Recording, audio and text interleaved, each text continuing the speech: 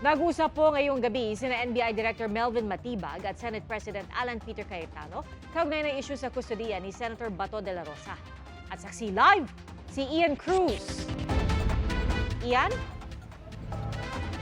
Yes, Pia, sa NBI ang custody ng siyam na agents nila na na-contempt dito sa Senado dahil nga sa ginawang paghabol kay Senador Ronald Bato de la Rosa nang isilbi nila sana ang arrest warrant para nga kay de la Rosa na mula naman sa International Criminal Court. Yan ang napagkasunduan sa pulong ngayong gabi ni na Senate President Alan Peter Cayetano at NBI Director Attorney Melvin Matibag. Ang NBI agents nasa Senado para isilbi nga ang warrant of arrest na inilabas ng International Criminal Court noong November 2025 laban kay Senador Bato de la Rosa.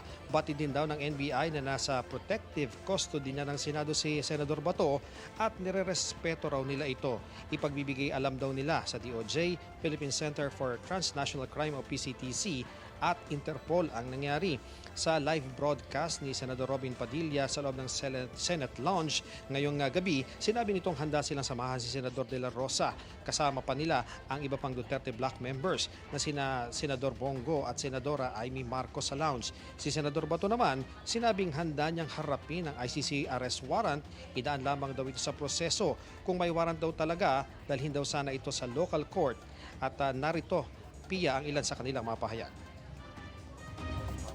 Kasi mayroong mga commotion na nangyari. So, some of our agents were put in contempt. So, they're in contempt. But the Senate President agreed that he will be under, all those NBI who is in contempt will be under custody. Yung ICC warrant, it's there already. And there was also a resolution, I understand, that the Senate mentioned that Senator Bato will be under their custody. So, we will hope that pag kailangan sumagot ni Senator Bato dun sa mga kailangan sagutin legally, lahat kung ano man yung invitation nila.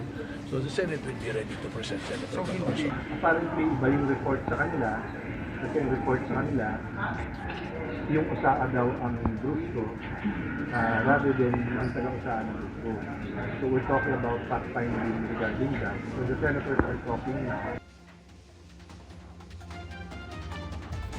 Pia, sa dami nga nang nangyari dito sa Senado ngayong gabi, ngayong 10:30 PM lamang na-suspend yung sesyon ng Senado at inaasahang babalik yan bukas ng alas 3 ng hapon. Lifted na rin, Pia, yung lockdown dito sa Senado, kaya bukod sa mga taga-NBI ay nakalabas na rin sa gusali ang karamihan sa mga tao na nasa loob ng Senate building dito sa GSI, sa building sa CCP complex dito sa Pasay. Balik sa iyo, Pia.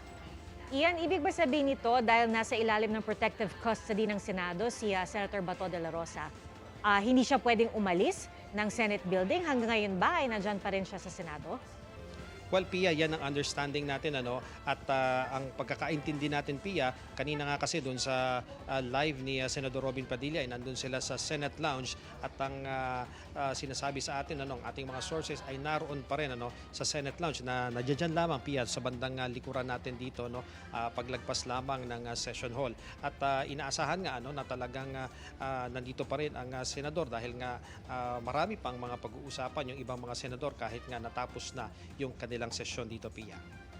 Alright, Ian, pwede rin ba nating linawin kung bakit sa pagkakataong ito, NBI ang nagsilbi or ang nagtangkang magsilbi ng warrant of arrest laban kay Senator Bato de la Rosa, gayong nung si dating Pangulong Rodrigo Duterte ay sinilbihan ng warrant of arrest ng ICC, PNP ang nagsagawa nito. Na ipailuwanag ba kung bakit ganito yung naging kaso?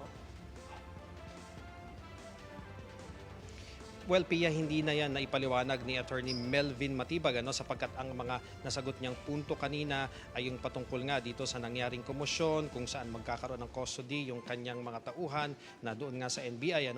Pero kasi, Pia, ang nangyari kasi dito, base na rin doon sa mga naging pahayag ni Senate President Alan Peter Cayetano, ang NBI talaga ang may hawak ng sinasabing ang arrest warrant. At syempre nga kasama nila kanina yung dating senador na si Senador Antonio Trillanes IV na siya namang may hawak nitong secret warrant na ito na November pa inilabas. So, Pia, hindi kasi yun ibinibigay kahit kanino at ang NBI ang natap dito sa pag-arrestong ito kay Senador Bato de la Rosa, kaya sila ang nandito sa premises ng Senado at nung itinanong naman kay Senador Alan Peter Cayetano kung ito ba yung pagpasok ba ng mga taga-NBI ay mayroong pahintulot, sinabi naman daw ni Attorney Matibag na nakipag-coordinate din sila sa pamunuan ni dating Senate President Tito Soto, pero kung meron man daw pahintulot na pumunta sila dito, hindi naman nangangahulugan na dapat ay hinabol nila at pinigilan si Senador De La Rosa